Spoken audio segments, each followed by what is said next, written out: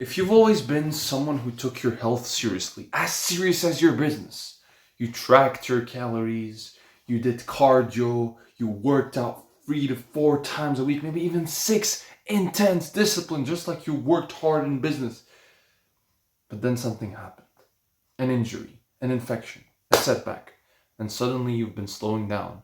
You've been making excuses like you can feel it. Part of you knows it, the other part keeps lying to you. Well, if that's you, you need to hear this story. For years, I never put health last, even in my laziest weeks as I trained. But at the start of last year, I started to slip. Business became the sole focus. Long hours, uni, family, slowly, health dropped lower and lower. After doing Umrah, I promised myself, this is it. I'm going to reset. I'm going to get serious again with health.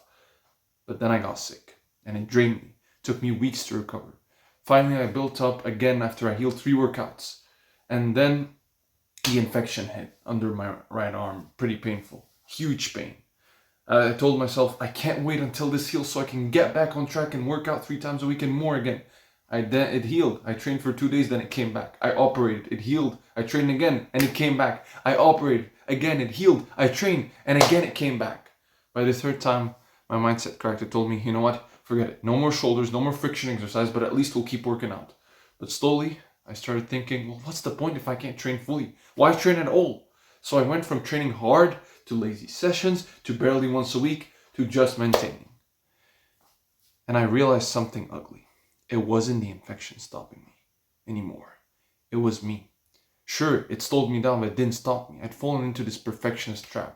What's the point if I can't do shoulders or exercises that, have cause friction? What's the point if the infection keeps coming back? What's the point of doing one exercise of bicep only if I can't do the rest? What's the point if I can only train half the muscles, or even not out of these half, I can only do one exercise? And then came the second lie.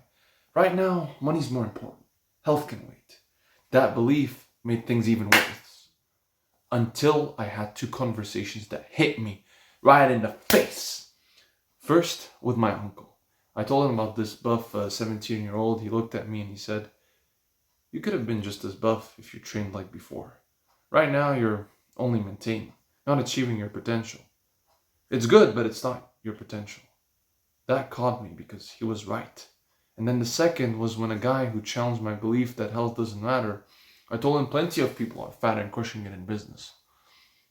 He looked at me and said, maybe. But what has that belief actually given you? It's not serving you. So stop. That shattered me. I realized I was hiding behind excuses. Health does matter, not because it guarantees money, but because success for me has always meant reaching my full potential in business and in health. And I'm meeting God, telling him I used everything he gave me, every gift. So after those moments, I made a decision. No more excuses. And alhamdulillah, these past 2 weeks, I've been back training 4 times a week. Walking more, taking care of my body, not as a burden, but as a gift from God that I have to honor, because wealth without health isn't success. And doing nothing because you can't do everything, that's just perfectionism in disguise, because something will always be better than nothing.